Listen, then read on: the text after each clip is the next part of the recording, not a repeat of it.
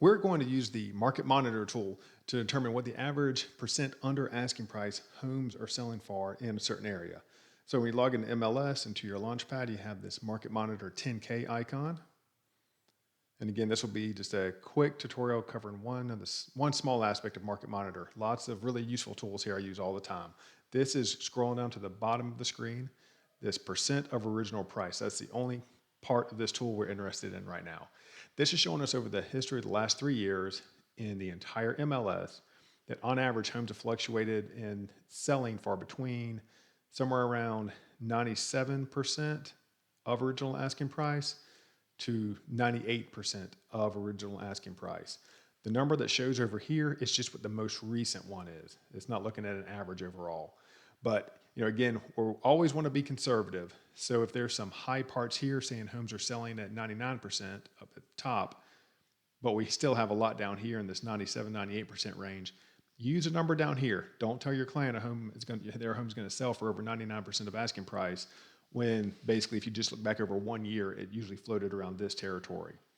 So again, in the air of being conservative, it looks like if we averaged all these numbers out, they'd probably be just under 98%, maybe not as low as 97.5%, but basically they've been in this range here. So we're going to use a number of 97.5% as our average as far as how much houses are selling below original asking price. This is always a very important part to show your clients that list price and an estimated offer they're going to receive are two distinctly different numbers. It is obviously a very common thing to negotiate down on price. Homes very rarely sell for full asking price. So this is important they understand these are two distinct numbers to have in mind when they're going to sell their home. So we do want to look at this as far as more specifically though. Say we're selling a house in Carolina Bay. So we're going to type Carolina Bay up here over the area that said entire MLS.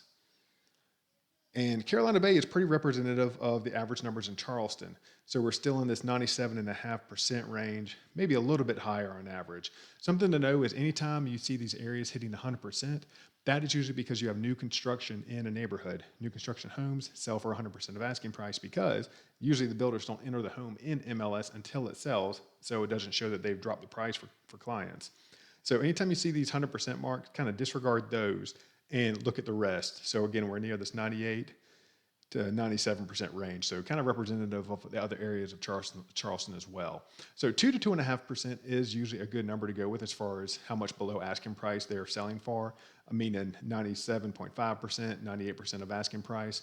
But it is important to double check this though. Don't just take that as an assumption just to show an extreme difference. If you were, say, for instance, selling a home on Kiowa, take a look at this, that 90% is more the average. So if you're listing a home for $500,000, it's on average going to sell for $50,000 less than asking price. But look at this, 73%.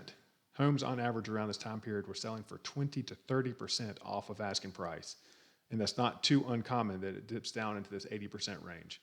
So do double check this before you just assume that 2 to 2.5% is a safe range for the area you're selling a home in. That covers that tool.